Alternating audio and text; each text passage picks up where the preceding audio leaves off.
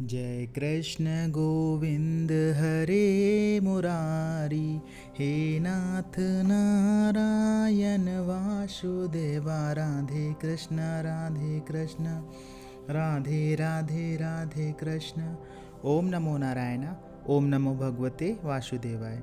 जय श्री कृष्णा, राधे राधे, जय माता दी, हर हर महादेव, जय भोलेनाथ। देखिए, जब भी आपका मन दुखी होता है या फिर आप दुखी होते हैं तो दुख में इंसान भगवान को याद अवश्य ही करता है। दुख में इंसान उन लोगों को भी याद करता है जो उनके बहुत प्रिय होते हैं या वो व्यक्ति उन्हें बहुत प्रिय मानते हैं। दुख एक ऐसा कारण होता है इंसान के जीवन में जिससे वो पूरी तरह से टूट जाता है। बहुत सारे दुख ऐसे होते हैं जिनके लिए इंसान कुछ कर नहीं सकता है, और कुछ दुख का कारण इंसान स्वयं ही बनता है, और कुछ दुखों का कारण कुछ दूसरे लोग बन जाते हैं। जीवन में हमें सुख और दुख हमारे कर्मों के कारण ही मिलता है। अगर आप अच्छे कर्म करते हैं तो आपको जीवन में सुख भोगने को मिलता है।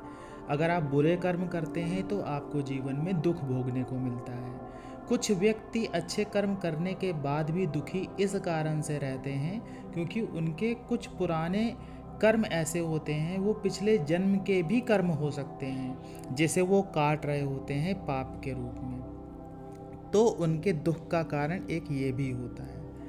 अब जब आप बहुत ज़्यादा दुखी हो जाते हैं तो भगवान की शरण में जाते ही जाते हैं। भगवान के चरणों में आप अपना शीश झुकाते ही झुकाते हैं, और जब आप भगवान के सामने बैठते हैं तो स्वतः ही आपके आँखों से आंसू आना या निकलना शुरू हो जाते हैं। आप भावुक होना शुरू हो जाते हैं। आपके मन में जो भी दुख होता है, जो भी आपके मन में पीड़ा रहती है, वो सारी आपके मन में, मस्तिष्क में चलना शुरू हो जाती है।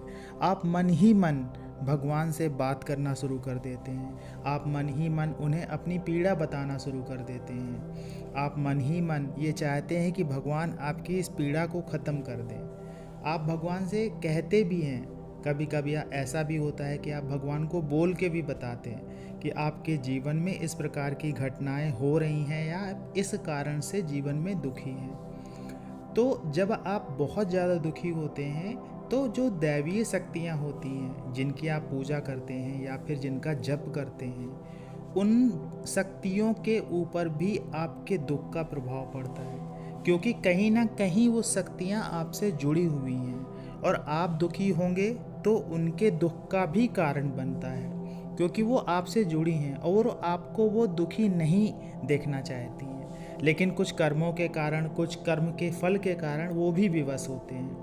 कभी कभी दैवीय शक्तियाँ अपने नियमों में बंधी होती हैं, जिस कारण से वो आपके दुख का निवारण नहीं कर पाती हैं। कभी कभी हम ये सोचते हैं कि भगवान से कुछ मांगें कि ना मांगें, मांगना सही रहेगा कि नहीं रहेगा।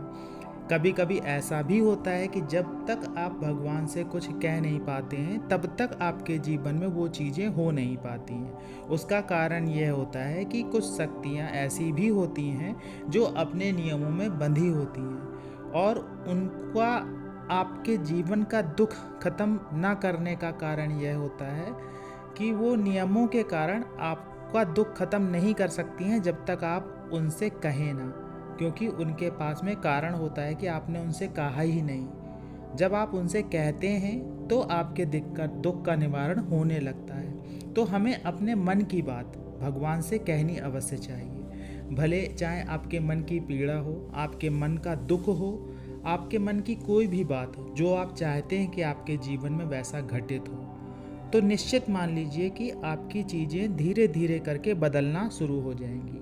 ऐसा नहीं है कि आज आपने कुछ कहा और चमत्कारिक रूप से शाम को ही सब कुछ हो जाए या अगले दिन ही सब कुछ हो जाए, क्योंकि जो चीज़ें बिगड़ चुकी हैं उनको बनने में भी समय लगता है।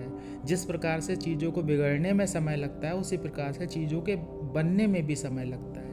कोई भी घटना एकदम से नहीं हो जाती है और कोई भी सुधार एकदम से नहीं हो जाता है, लेकिन जब आप ऐसा करेंगे तो आपके जीवन में धीरे धीरे करके सुधार होना शुरू हो जाएगा। आपका दुख धीरे धीरे करके ख़त्म होना शुरू हो जाएगा। अब आप कर क्या सकते हैं? खाली मन की पीड़ा भगवान से बता देने से मन की पीड़ा समाप्त नहीं होगी। आपको भगवान के लिए कुछ ऐसी चीज़ें भी करनी पड़ेंगी या अपने लिए कुछ ऐसी चीज़ें भी करनी पड़ेंगी जिससे आपके इष्ट देव या फिर आपके देवी देवता प्रसन्न हो। जैसे कि आप उनका जप कर सकते हैं, जैसे कि आप उनका ध्यान कर सकते हैं, जैसे कि आप अपने अंदर सुधार ला सकते हैं। हो सकता है आपके अंदर कोई विकृति हो सकता है आपके अंदर कोई गलत चीज़ें चल रही हो, आप उन चीज़ों को सुधार करके अपने जीवन में बदलाव कर सकते हैं। तो जब भी आप अपने जीवन में बदलाव करेंगे, आपका सब कुछ धीरे धीरे ठीक होने लगेगा, आपका जीवन बदलने लगेगा। आशा ये जानकारी आपको अच्छी लगी होगी। जानकारी अच्छी लगी हो तो वीडियो को लाइक करिएगा, कमेंट्स में जय माता दी, जय श्री कृष्णा, हर हर महादेव लिखिएगा।